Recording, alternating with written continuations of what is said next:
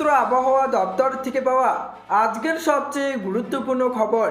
বছরের শুরুতেই আসছে জাকিয়ে শীত। উত্তর পশ্চিম ভারতে 29শে ডিসেম্বর থেকে নতুন করে একটি পশ্চিমী ঝঞ্ঝা শুরু হতে চলেছে, এমনটাই জানাচ্ছেন আবহাওয়া অধিদপ্তর।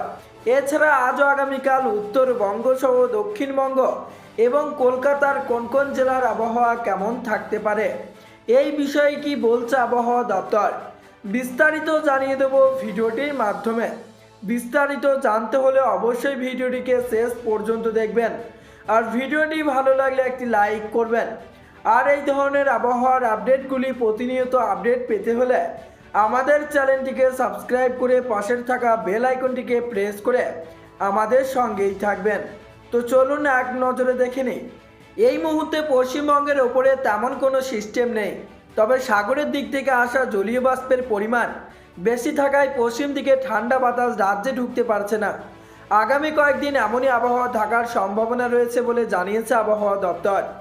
আজ উত্তরবঙ্গের আবহাওয়ার পূর্বাভাস অনুযায়ী আজ বাকি সময়ের জন্য এবং আগামীকাল সবকটি জেলার আবহাওয়া শুকনো থাকবে।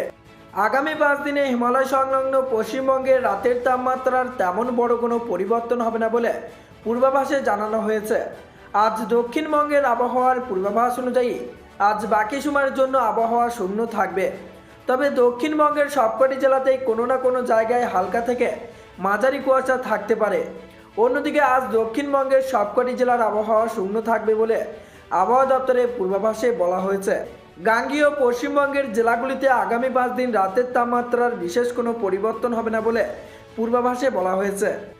আজ আবহাওয়া দপ্তর জানিয়েছে আগামী 24 ঘন্টার জন্য কলকাতা ও আশেপাশের এলাকার আকাশ সাধারণভাবে পরিষ্কার থাকলেও ভোরের দিকে কুয়াশা থাকার সম্ভাবনা রয়েছে।